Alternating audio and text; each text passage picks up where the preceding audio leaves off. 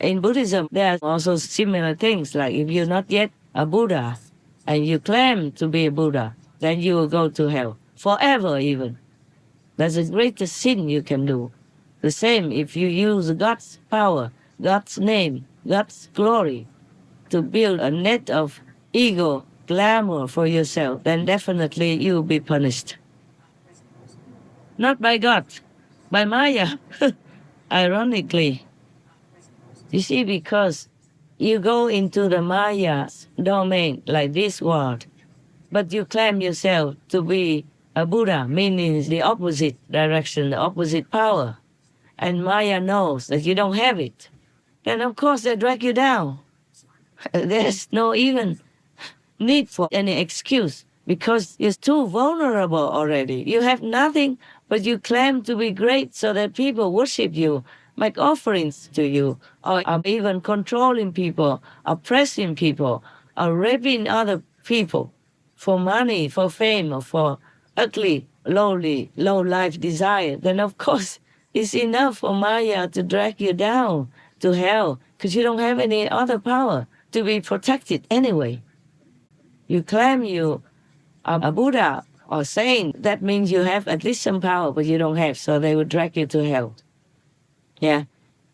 If physical punishment is not there or less, it's because they want to continue to use you to attract other people into your fold, so they can also take them all as well until they're fed up with you, or your bodily karma is done.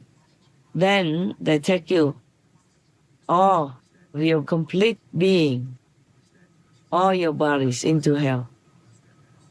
Your soul is already captured and kept captive in hell already. But you don't feel it because you have the protectiveness of the body. Sometimes you get sick and you think it's just, a little thing. If you are not important, then maybe they just punish you a little and make you have an accident or become sick or something or let you die.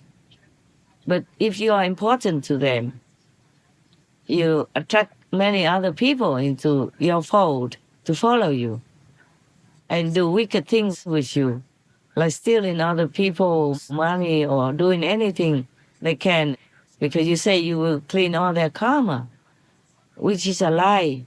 And when you say you're a Buddha and you have no power to give them, you only rely on this Maya power to delude people now and then to make them feel like they have something, just something physical, but accidentally, and then you claim it. This is you who helped them.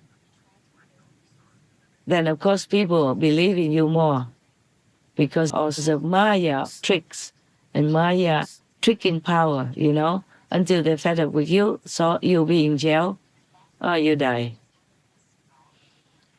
But if they can use you and you are really useful somehow because you're very manipulative, you are tricky, you're wicked enough to do anything at all, to consolidate your power or to fit your low-life desire, sexual desire, money desire, or fame desire, then they will use you.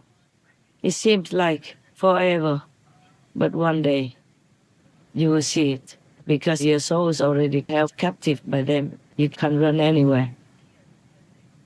You cannot even call for help if you're in hell. That's not allowed anymore because you committed the greatest sin, saying that you're Buddha and you're not, saying that you're completely enlightened and you're not. You mock God. You abuse heaven's power for your selfish gain. That is the stuff that Maya loves to do also. So you are with them. And you are very much like them. Your manner, your activities, your mind, your ambitions, everything is just like a Maya quality. So the Maya would love to use you. And that's why you think you can do it all the time. No, one time, one day, you will regret it. Your mind will regret it, but will be too late. At that time, it will be too late. Too long, too much accumulated karma that God cannot help you even if at that time you repent. So even if you are my disciple or got initiation from me, but you do things opposite to God's will and are harming others, then you are in the opposite power of Maya. Then you will be a Maya subservient. And because of many things you do, they will use that to punish you in hell forever. Because their law has to be respected. But you did not respect the law of Maya here, which is the 5 precepts and the 10 commandments, or other similar commandments from other religions. Maya is the one who makes this law for their domain, because they also tell God, if you allow them to come here, they have to go through all these tests. They have to withstand the temptation of my world by avoiding transgression of these 5 precepts, my rules. Otherwise, they come here and make trouble for my area or kill the creation that lives in my kingdom. Then it is not good. So, of course, the law, the 5 precepts are from Maya, not from God. The commandments, some are from the church. Like you have to do things for the church and you have to go to the church and all that, even when the church is already rotten. That's not from God. All this is from Maya.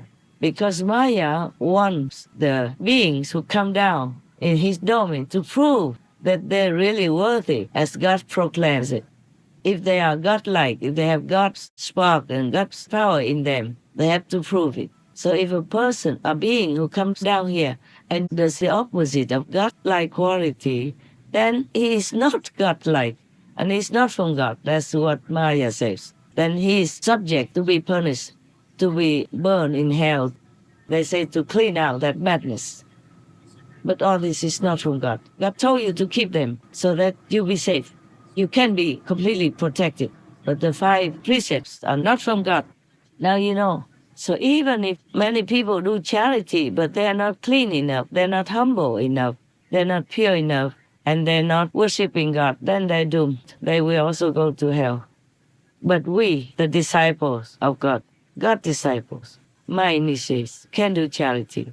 You spend whatever surplus that you don't need ever, that you earned. You go out there, help people to understand the goodness of being a moral person, of being vegan, of worshiping God, thanking God, praising God.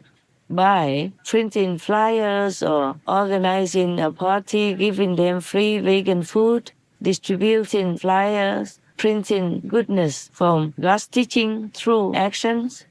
For example, like that, showing goodness through our Supreme Master television's demonstration and example.